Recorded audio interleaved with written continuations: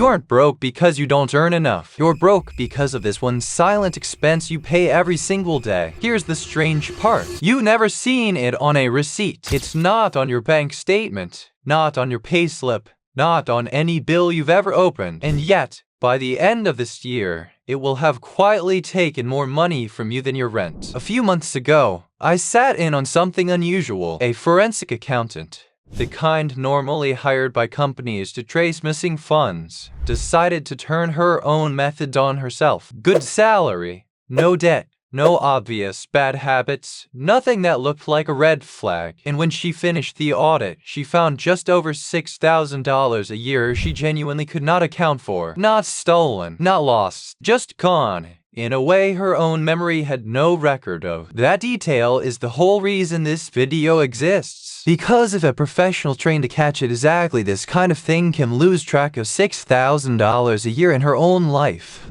the odds that it's happening in yours too aren't small. The difference isn't in one big decision. There's no dramatic moment where someone invests in the right stock or the wrong one. The difference is somewhere else entirely. Somewhere almost nobody ever looks. So for the next 20 minutes, we're going to do something most finance videos never do. We're not going to talk about budgeting tips or mindset. We're going to run an autopsy. We're going to follow the money, your money, through 4 places it disappears without you ever making a decision to spend it. And I need to warn you about something before we start. Once you see the first leak, you'll start noticing it everywhere in your own life. That's not paranoia. That's just what happens when something invisible becomes visible. Here's where the investigation starts. Not with a bank, not with a budget app, but with a number. The average person underestimates their own monthly spending by roughly 20 to 30%, not because they're lying to themselves on purpose. Because most spending today isn't a decision anymore. It's a default. And defaults are exactly where money goes to disappear. Somewhere on your phone, right now, there is a list. You haven't opened it in months. It's quietly charging you for something you forgot you agreed to. That's leak number 1. And it's smaller and stranger than you think. Let's start with the easiest leak to understand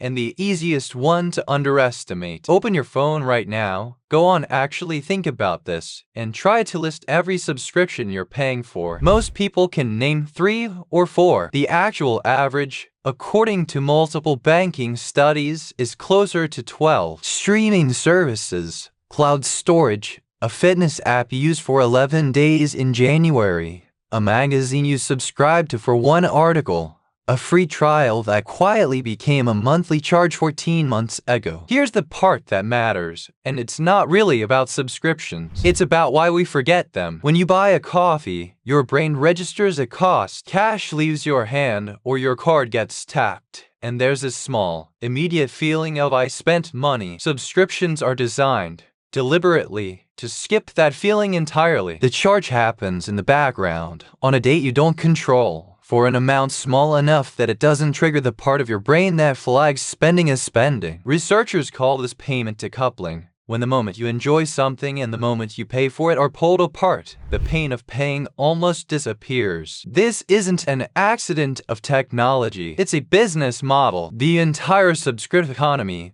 worth over $600 billion globally, is built on one insight. It is far easier to get someone to say yes once than to make them to say yes every single month. So companies stopped asking. They just kept charging and counted on you forgetting to cancel. Think about the last time you tried to cancel something. 3 clicks to subscribe, a phone call, a retention offer, and a guilt trip email to cancel. That asymmetry isn't clumsy design. It's intentional friction, engineered by teams whose entire job is to make leaving harder than staying. Here's a number that should genuinely unsettle you. The average person pays for at least 2 to 3 subscriptions they've completely forgotten exist. At even a modest $15 a month each, that's not a small annoyance. That's $500 to $700 a year gone for services providing you 0 value. But subscriptions are the leak you can at least find if you go looking. The next one is worse because it doesn't show up as a single charge at all. It hides inside dozens of tiny ones,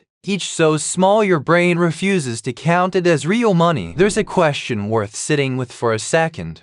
Why does a bottle of water cost 40 cents at a grocery store and $3 at an airport? The honest answer isn't airports are expensive. The honest answer is that you, standing there, thirsty and out of options, have just paid what economists call a convenience tax, a price increase that has nothing to do with the product and everything to do with your lack of alternatives in that exact moment. Here's why this matters far beyond airports. Your entire week is full of these moments, and almost none of them feel like a purchase. They feel like a small relief. You're tired after work, so you order delivery instead of cooking, and quietly pay a 20 to 30% markup between the food cost. You forget to move cash between accounts, dip below a minimum balance, and get hit with a maintenance fee for the crime of having less money than bank would prefer. None of these feel like spending decisions. That's exactly the point. A convenience tax is specifically the kind of cost your brain doesn't log as spending, because you didn't experience it as choosing to buy something.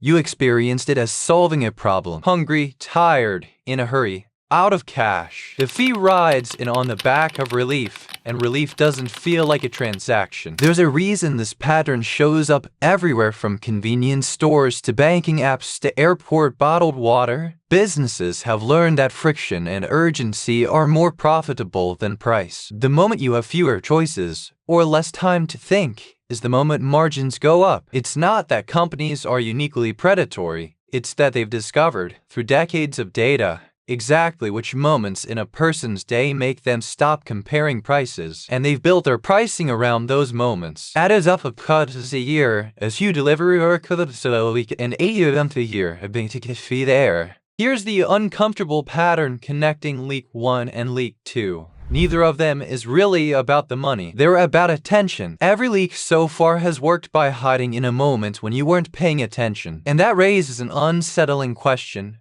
What happens when the leak isn't hiding in a moment at all, but stretched out across years, so slowly you never notice it moving? Here's a pattern almost everyone has lived through and almost no one names correctly. You get a raise, or a promotion, or you switch jobs for better pay. For a few weeks, it feels incredible. You have more money than before. And then, somehow, 6 months later, you're back to feeling exactly as tight on money as you were before the raise. Not broke, just strangely, no better off. Most people call this bad luck, or inflation, or life just costs more now. The real name for it is lifestyle inflation, and it's less a habit than an almost automatic recalibration. Here's why it happens, and it's genuinely not a willpower problem. Your brain doesn't experience income in absolute numbers. It experiences income relative to what you're used to. Psychologists call this concept adaptation. The same mechanism that makes a hotel room feel luxurious the first night and merely normal by the third. Give someone a 20% raise, and within a few months, their brain has quietly reset normal to include that extra money. The upgrade,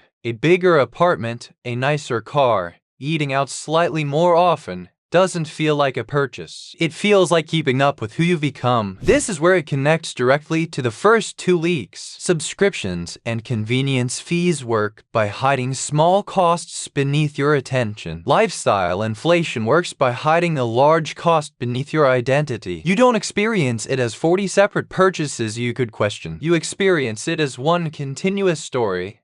This is just my life now. And stories are much harder to audit than transactions. There's a specific, almost cruel detail hiding inside this. Studies on income that happens consistently find that people report feeling more financial stress at higher income levels than they expected to. Not because higher income is bad, but because spending is banned into almost every single time, while savings almost never do. The raise arrives. The lifestyle expands to absorb it within months. The savings rate stays exactly where it was. Here's the practical takeaway, and it's simple enough to use the next time you get any kind of raise. Before you feel the new number is normal, redirect a fixed percentage of it, even just 50%. Straight into savings or investing before it ever touches your regular spending account. Not after you see how it feels to have more. Before. Because once your brain adapts to a number, undoing that adaptation is far harder than preventing it. But even lifestyle inflation isn't the deepest leak in this investigation. There's one more, And it's the strangest, because it doesn't come from spending money at all. It comes from money you never touch. This leak is the hardest one to feel, because it doesn't involve a single dollar leaving your account. In fact, it looks like the opposite of a leak. It looks responsible. Picture someone who never overspends, has no debt,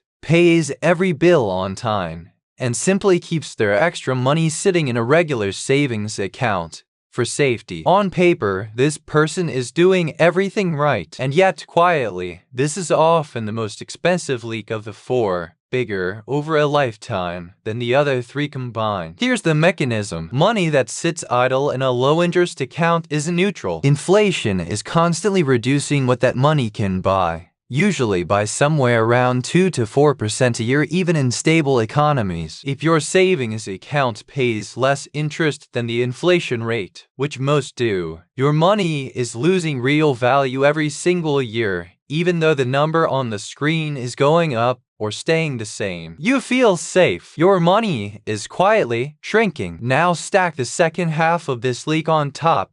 Opportunity cost. Every dollar sitting idle instead of invested isn't just losing value to inflation. It's also not doing what money is capable of doing, which is growing through compound interest. $10,000 sitting in a low-yield account for 20 years might barely keep pace with prices. The same $10,000 invested at a long-term average return could realistically become 3 or 4 times larger in that same period. The gap between those two outcomes isn't a rounding error. For many people, it's the difference between retiring comfortably and not retiring at all. Why does this leak survive so easily? Because it doesn't feel like a mistake. Spending money and regretting it feels like a mistake. Leaving money untouched feels like caution. Nobody blames themselves for playing it safe. Money you won't need for at least 3 to 5 years is very rarely doing its job sitting in a standard savings account. That doesn't mean recklessness. It means understanding that doing nothing with long-term money is itself a decision,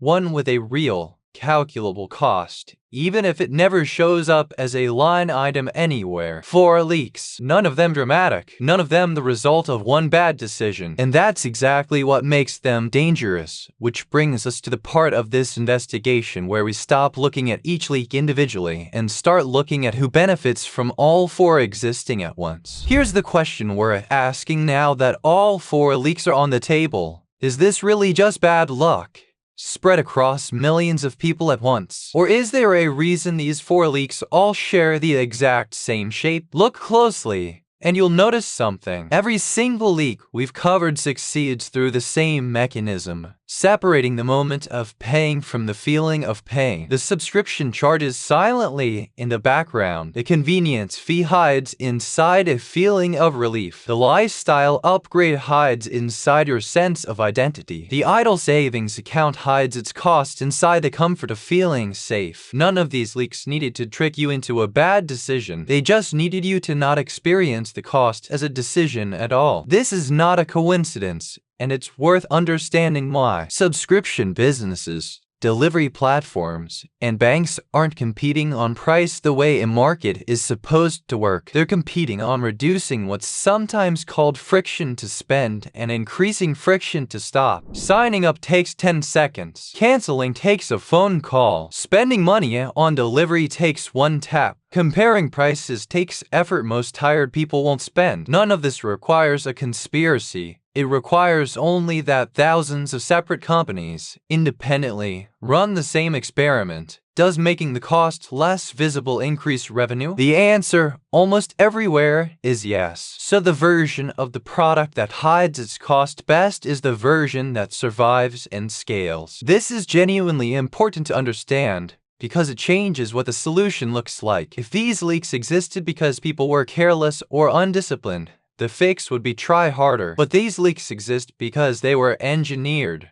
over decades by well-resourced teams using real behavioral data to be invisible specifically to the part of your brain that tracks spending, which means try harder was never going to work. You cannot out-discipline a system that was specifically designed to not feel like spending. That reframes the entire problem. This was never really a story about weak willpower. It's a story about visibility. The moment any of these 4 leaks becomes visible, the moment you actually see the number, Most people fix it almost immediately, without a single lecture about discipline. The problem was never that people don't care about their money. The problem is that the leak was built, quite deliberately, to be the kind of expense you'd never think to look for. So let's make it visible. Let's put an actual number on this. Let's put this investigation together the way a forensic accountant would close a case, with a number, not a feeling. Forgotten and underused subscriptions, commonly $500 to $700 a year. The convenience tax,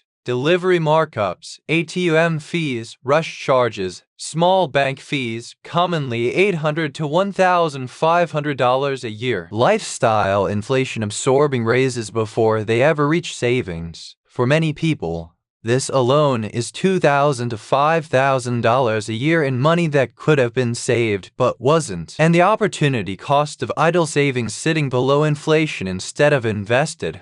On even a modest sum, this can quietly cost several $1,000s a year in growth, isn't it, at $8,000 a year? Not from one bad decision, from 4 systems running quietly in the background, none of which ever asked for your permission. Now here's the detail that should genuinely sit with you. That range isn't a one-time cost. You're looking at closer to $200,000 to $250,000 of lost future wealth, because the money that leaked out never got the chance to compound. This is the real reason someone can earn a perfectly good salary for 20 straight years and still retire with almost nothing put aside. Not because of one bad decision, but because of 4 small, invisible ones, repeated quietly, year after year. That's not a guilt trip, it's an audit. And audits exist for exactly one reason. Not to make you feel bad about the past, but to change what happens next. So here's the practical version of everything we just uncovered, in an order you can actually use. First, spend 10 minutes this week actually reading your bank and card statements line by line. Not glancing, reading, and cancel anything you can't immediately explain. Second, notice the moments where you reach for convenience under stress, tired, rushed, hungry, because those are precisely the moments your spending goes unquestioned. Third, the next time your income increases in any way, move a fixed percentage of it into savings or investing before you ever see it in your regular spending account. And fourth, ask a genuinely uncomfortable question about any money that's been sitting untouched for years. Is this actually safe? Or is it just quiet? None of these 4 steps requires more income. None of them requires more discipline than reading a bill. They require exactly one thing: seeing what was already there. Let's go back to that forensic accountant from the start of this video. The one who ran her own audit and found $6,000 a year she couldn't explain. Here's the detail I left out until now. When she walked me through how she found it, she said the hardest part wasn't the math. The math took an afternoon. The hard part was admitting that nothing about her life needed to change for that money to disappear. No bad decision. No moment she'd look back on and cringe. Just an ordinary forgotten subscription. An ordinary tired Tuesday. An ordinary raise that got absorbed before it ever reached savings. An ordinary account she meant to move money out of eventually. 4 completely unremarkable habits, none of which felt like spending in the moment. That's exactly why they survived, unquestioned, 4 years. Here's the only thing worth remembering after this whole investigation. You were never asked whether you wanted to pay these costs. Nobody asks. That's the entire design. But you are, right now, being asked whether you want to keep paying them without looking. And that's a question only you can answer. Not with more income, not with more willpower, but with about 10 honest minutes in your last 3 bank statements. One more thing she said has stuck with me. The account she ran that entire audit on wasn't a client's. It was her own, which means the only account left worth auditing after this video is yours. The leak was never really invisible. It was just never named. Now it is. If this kind of investigation is useful to you, following the money instead of just being told what to do with it, there's a lot more of it coming. Subscribe if you want to see where this goes next.